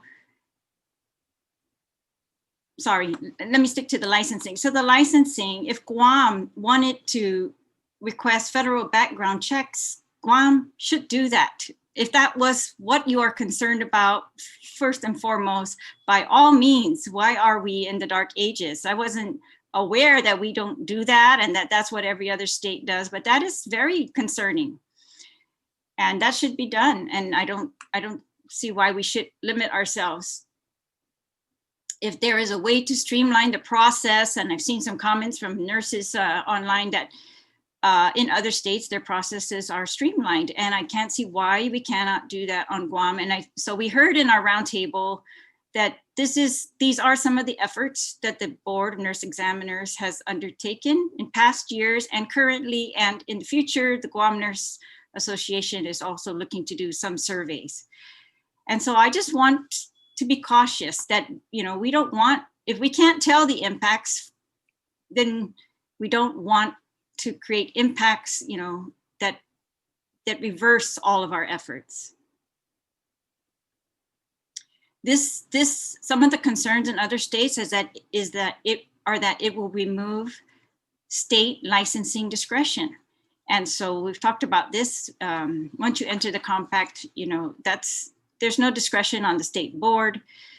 Discipline will be done according to this bill. It's going to be done in the home states. So something, or the adverse action against the nurses is going to be done in the home state. There were other issues that were brought up that make the issue complex. And that is, for example, the graduates from University of Guam. So we are very concerned about if we are not able to require them or, to stop them from applying for this, or to make it more attractive for them to leave, that we will lose them. And that is what I mean by going backwards. And just to be very, very careful on this very complex issue of nursing on Guam. And this is a Guam nursing issue. It is, I think Guam, we have to understand how we are unique. And so we want to hire nurses from off island, then I think we can easily make our vetting processes up to par. We can make our licensing procedures more streamlined, and really we should. But this attraction, they've argued, some of the arguments that I've heard are that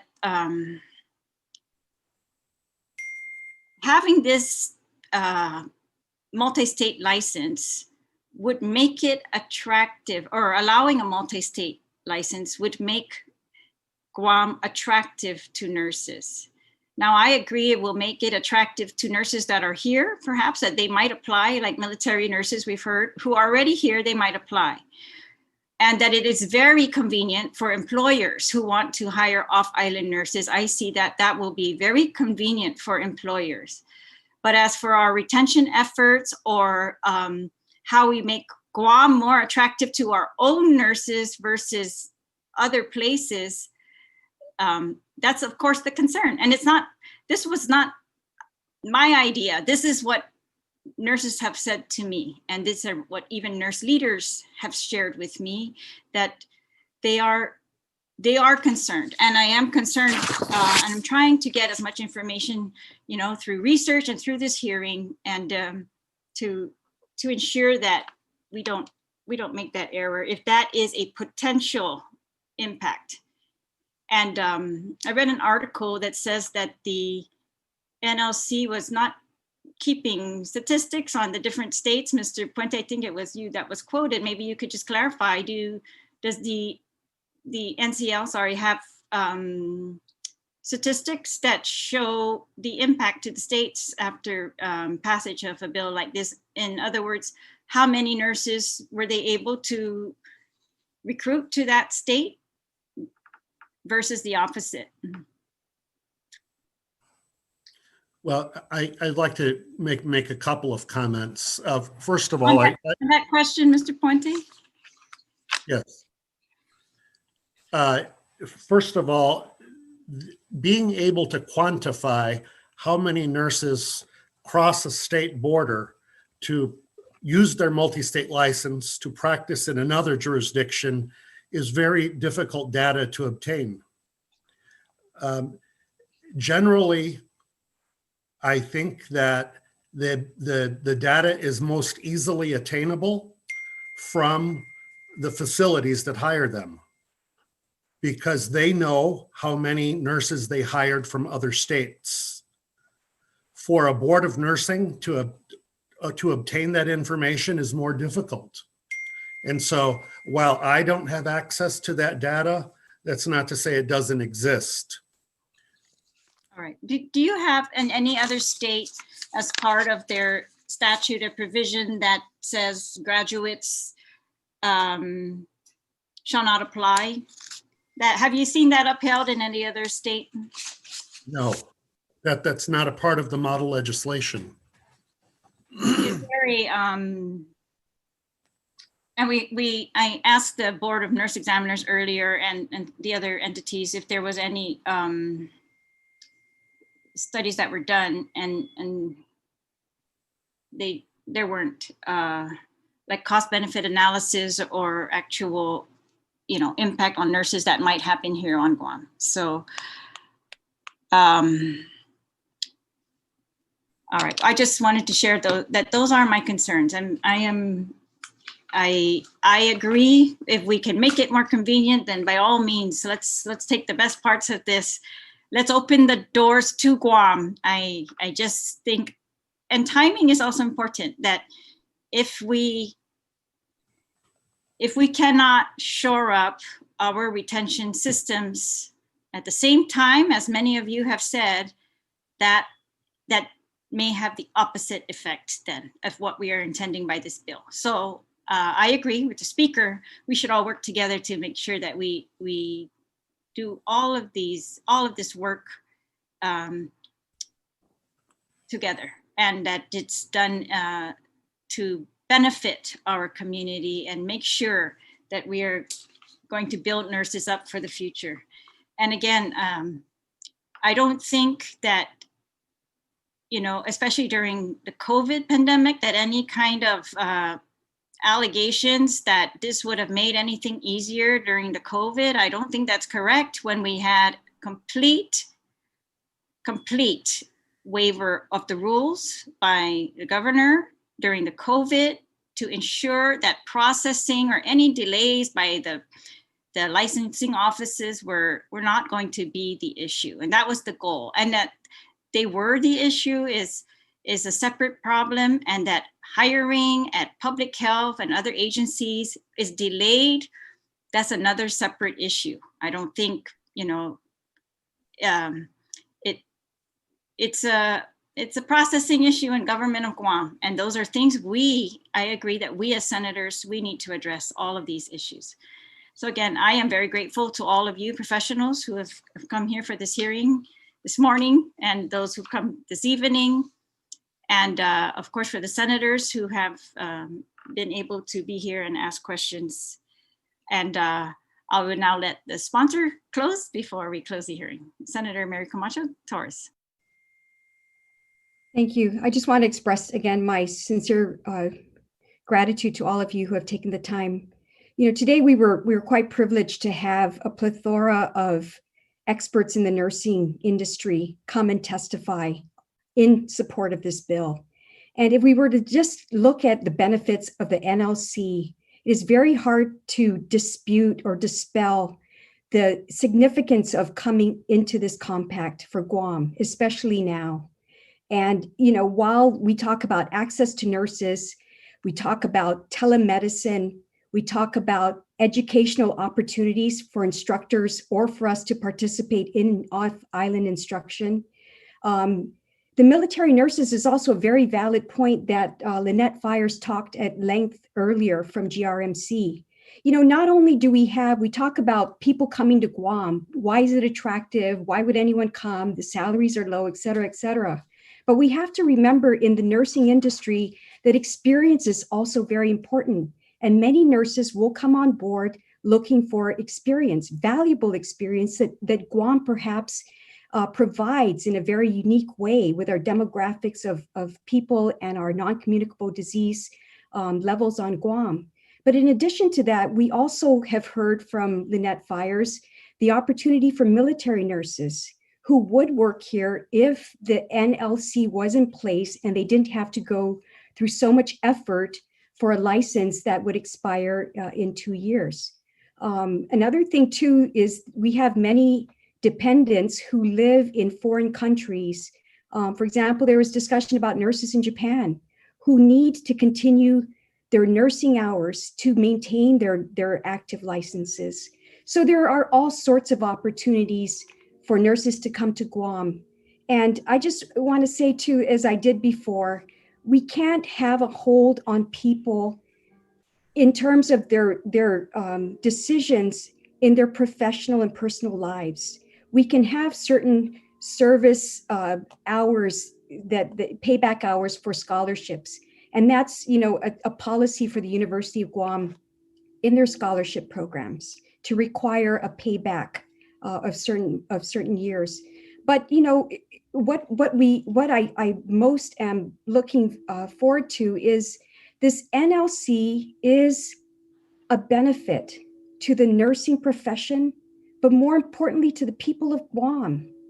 The access to specialty nurses is so critical right now. The access to information, the access to education, access to telemedicine.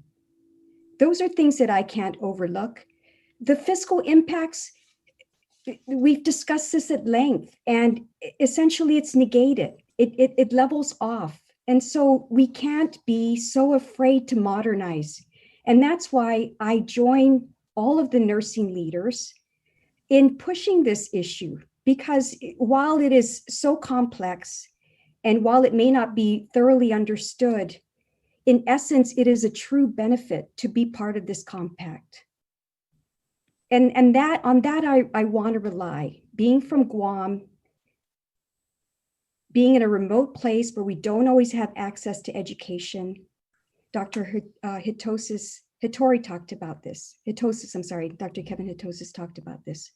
So with that, I just want to thank also my co-sponsor, Speaker Munya Barnes, for helping me, our staffs, develop this, working with all the nursing experts to fully understand what it is that we were going to champion. And I think that this is that one bill. Mr. Puente, you talked about it being a no-brainer. I saw it in my simple read of it as being something that is a good thing to get on board, perhaps a no-brainer. And I don't want to miss this opportunity. We've come this far. We've vetted it, I think, and we mostly have near full support. And the concerns really are not for this retention bill. They are, not for this recruitment objective bill. They are for another retention policy matter, which I will also commit to exploring. but let's bifurcate the two and let's move forward. Let's give our nursing community modernization, access to opportunities. Let's open up Guam. I certainly need it. My family needs it. And I think the direct benefit to the people of Guam will be realized by the NLC. And I just want to thank everybody again for this wonderful testimony. It is such an honor and a privilege to have you on board, and we're truly grateful. And thank you, Speaker Barnes, for being my co-sponsor. I truly appreciate your effort as well. And thank you, Madam Chair, for this public hearing. Thank You're you, welcome. Senator. Thank you, Senator. Again, thank you to all of you. And I do look forward to, all the continued work by the Guam Board of Nurse Examiners, especially in making our licensing processes convenient, especially for military nurses that might be here on Guam already, specialty nurses that are in high demand, and your continued modernization efforts, and continued working with the schools to ensure that our programs are very, very strong, and that we are able to grow for the long run nursing and nurse-related fields here on Guam. So Sizuos Ma'asi to all of you, and please take care. And thank you again. It is now 8:03 p.m. Thank you. This meeting is adjourned. This hearing is adjourned.